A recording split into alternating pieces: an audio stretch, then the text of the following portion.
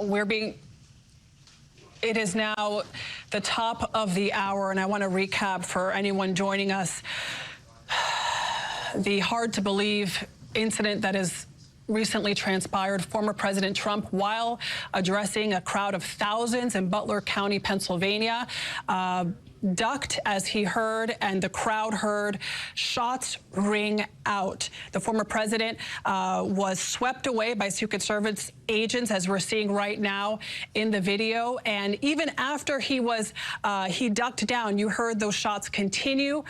We are being told that the assailant has been neutralized, has been killed, and our local affiliate reports that another person, an attendee of this rally, has also been killed. We have reporters who were there on the ground, who've spoken to eyewitnesses who describe, of course, a chaotic scene.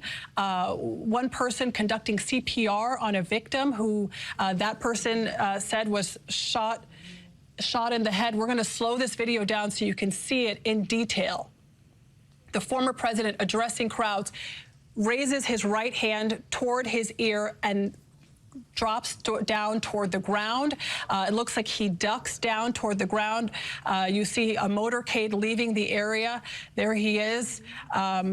On a hot day in Butler County, Pennsylvania, where, you know, there are folks behind him, there are folks in front of him, there's security and Secret Service that jump in hardly a second after this happened. I mean, they just appeared out of nowhere. Scott McFarland was there and saw all of this unfold. Scott, we're going to bring you in.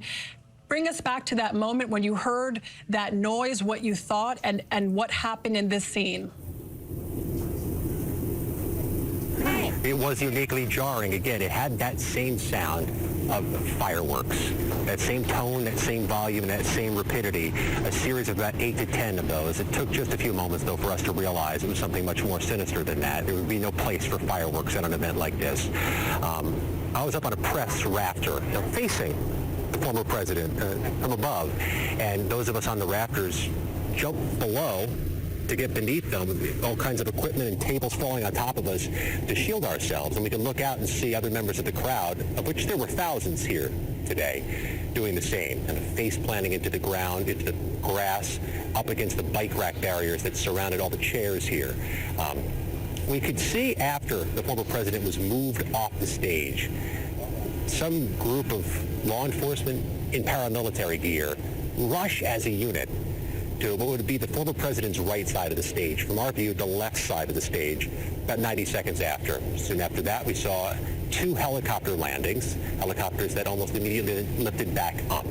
Behind me are cars that are in line to leave that haven't moved over the last hour. It may not move. It seems that they have stopped the departures from the scene. This is an active investigation, no doubt an active criminal investigation, and the crowd that didn't get out immediately is here now for quite a while. They're in their cars, air conditioning running, with the exits either closed off or slowed down. It's like this fairgrounds kind of in the middle of nowhere in Butler County, Pennsylvania. It's a populous county, but it's in a remote site, the type of site where you could have all the open space you'd need for hundreds, if not thousands, of rally goers. There's only a 1-lane road in certain stretches that gets you in or out of this area. It's going to be a very slow departure for those who are here.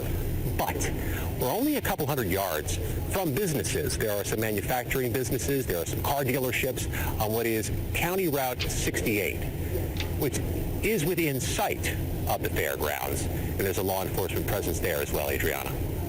Like you said, that area now under lockdown. Anyone who is still within the area has to stay put. A very rural part of the state, a 1-lane road, as you said.